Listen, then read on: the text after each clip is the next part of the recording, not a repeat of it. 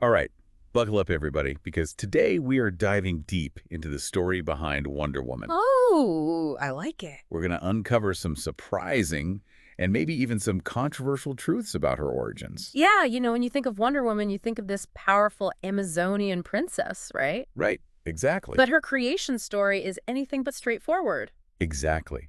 And that's what we're going to uncover today using these fascinating excerpts from this Smithsonian Magazine article. So Absolutely. get ready for a deep dive you won't want to miss. Oh, for sure. This Smithsonian piece, it starts with a bang. It talks about a 1942 press release that announces Wonder Woman's creator Oh, as this psychologist, Dr. William Moulton Marston, interesting. which on the surface seems, like just a publicity stunt. Right. But the real story goes way deeper than that. Oh, I bet. I'm already intrigued. So who was this Dr. Marston? I mean, what led him to create Wonder Woman? Well, the article uses this phrase experimental life to describe Marston. And it's really fitting because he was living a life that was pretty unconventional even for today.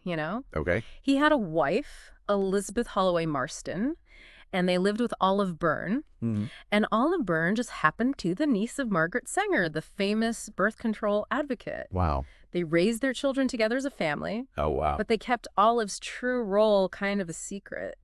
That's a huge revelation. It kind of makes you wonder, did this unique family dynamic influence Wonder Woman's character in some way? Oh, absolutely. And you have to remember the context here. This was the 1940s. Right. Comic books were under fire, facing criticism for their violence and what the article called blood-curdling masculinity. Oh, yeah. There were a lot of concerns back then about the influence these comics were having on young people, Exactly. especially boys. Yeah. So was Wonder Woman created as like a counter Yeah. to this hyper-masculinity that was all over the comics at the time? You got it. Marston envisioned her as this powerful, independent woman, Right. a female character that could show everyone that women can be strong and compassionate leaders. Mm. He actually called Wonder Woman psychological propaganda for the new type of woman, Wow. which is really interesting. That is interesting. It's amazing how Marston's own life, like his personal life, and then the whole social climate of the time Yeah. kind of converged to create this iconic character. Yeah, it's fascinating. We can't talk about Wonder Woman without addressing the elephant in the room, or should I say the chains in the panel. Uh-oh, here we go. The bondage scenes. There was a lot of controversy surrounding those, even back then. I Yeah. mean, what was Marston's thinking there? Yeah, the bondage controversy, a very complex issue. Right. The article really dives into how Marston would give really specific instructions to the artist, Oh, I see. Harry G. Peter, about how exactly to depict Wonder Woman, Uh-huh. in chains and ropes, Oh, wow. sometimes even bound by her own lasso. And there were some people at the time, like Josette Frank, who was an expert in children's literature, that criticized these scenes as being inappropriate or even like sadistic. Right. I can see how that could be a concern. Mhm. What was Marston's responses to that kind of criticism? Well, he defended his choices, saying that he believed women actually enjoyed submission Oh, really? and that it could even be empowering in some ways. But here's where it gets even more interesting. He tied this whole idea of female submission back to the imagery used by the suffragist movement. Wait, the suffragists? I don't get the connection. Help me understand that. So back then, suffragists, the women fighting for the right to vote, Right. they would often use chains symbolically to represent the societal constraints that they were trying to break free from. The chains represented oppression and the struggle for liberation. I see. So the chains become this visual metaphor Exactly. for the barriers women were facing. And Marston, along with Olive Byrne and even the artist Harry G. Peter, were influenced by those movements.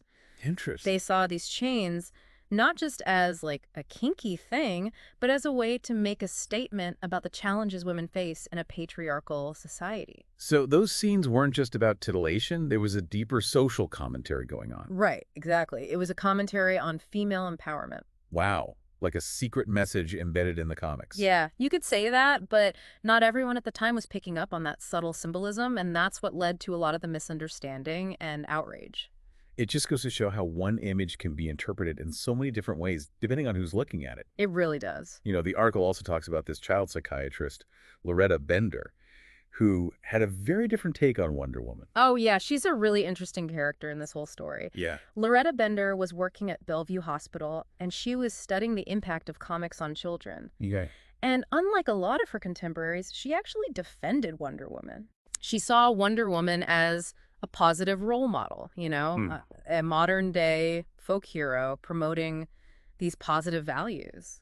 It's amazing how she was able to see the potential power of comic books. I mean, a lot of people back then didn't see it that way. Yeah, it's like she was ahead of her time in some ways. She even compared Wonder Woman to those classic fairy tales, Wow.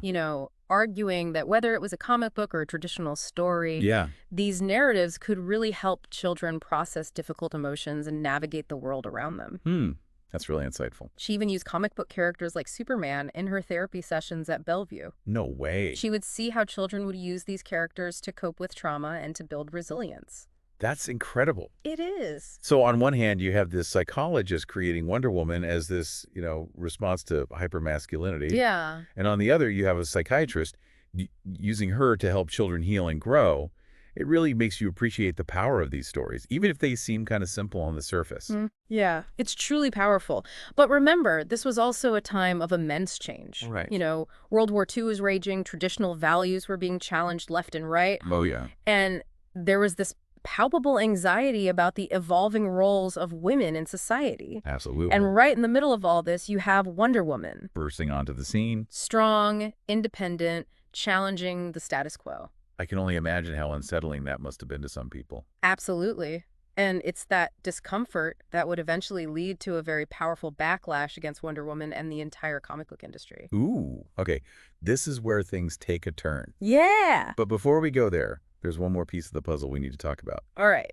A letter. A letter from a soldier named John D. Jacobs. Okay, this is where it gets juicy. He wrote to Marston. What did he say? He wrote about the erotic pleasure he felt when he saw Wonder Woman in those bondage scenes. Oh, wow, this changes things. Right, because Marston had always argued that those scenes were harmless, even empowering. Right, right. So this letter really challenged that interpretation. It suggests that maybe not everyone was seeing it the same way. Exactly. And the article talks about how Max Gaines, the publisher, he was very worried about what this letter could mean for Wonder Woman. Oh, I bet. So what did they do? Did they try to, tone down the bondage? Well, Gaines actually suggested finding alternative ways to restrain Wonder Woman. Okay. Maybe lose the chains and the ropes. Make it less intense. Exactly. But Marston, he wasn't having it. He doubled down. Yeah, he argued that you just can't have a real, flesh and blood female character without sparking some kind of erotic fantasies. So he was acknowledging the erotic element. He was, but he wanted to control how it was perceived. Yeah. He tried to draw a line between what he called good, healthy eroticism Right. and lousy or harmful fantasies. Trying to steer the narrative, but it sounds like he was fighting a losing battle. You could say that the controversy around Wonder Woman was just starting to heat up. And that's where things get really interesting. Yeah, it's about to get messy. Okay, so we left off with this soldier's letter that really kind of raised some eyebrows about how people were interpreting the whole bondage thing in Wonder Woman. Yeah, that letter, it was a sign of things to come. The controversy was only going to get bigger. And what really fanned the flames, right? Wasn't it a book? It was this psychiatrist, Frederick Wortham. He publishes a book in 1954 called Seduction of the Innocent. Right, the one that blamed comic books for all sorts of social problems. Exactly. He claimed they were causing juvenile delinquency. Right. Didn't they even have congressional hearings about this whole thing? Oh, they did. In Wortham's book, it played a big part in that whole panic. Oh, wow. It's crazy to think how much influence he had.